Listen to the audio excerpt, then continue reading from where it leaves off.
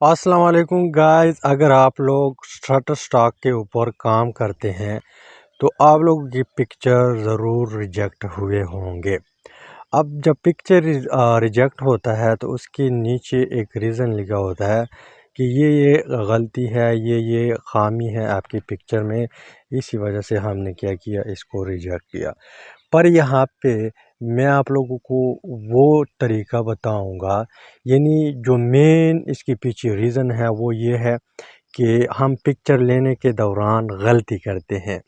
वो गलती कौन सी है उसको मैं आप लोगों को बताता हूँ कि आप लोगों ने पिक्चर को कैसे लेना है, पिक्चर कैसे निकालेंगे ताकि हमारा पिक्चर जो है वो फ़ौरन क्या हो जाए, एक्सेप्ट हो जाए।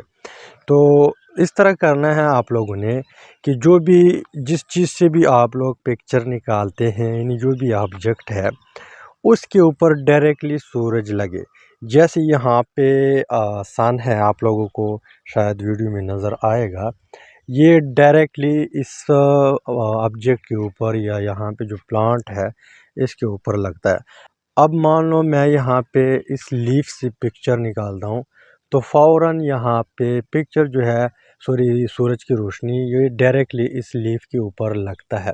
तो मैं इसको फोकस करके और मोबाइल जो है आराम से पकड़ करके पिक्चर निकालूंगा तो ये फ़ौरन एक्सेप्ट करेंगे। यहाँ पे मैं 100% गारंटी के साथ कह सकता हूँ कि मेरे जितनी भी पिक्चर अप्रूव हो चुकी है मैंने सारे मोबाइल से निकाले हैं, एक भी कैमरे का पिक्चर नहीं है, डीएसएलआर या कोई और कैमरा। इसके अलावा मेरे 350 तकरीबन पिक्चर अप्रूव हो चुके हैं और $15 भी कमा चुका हूँ शटर स्टॉक से।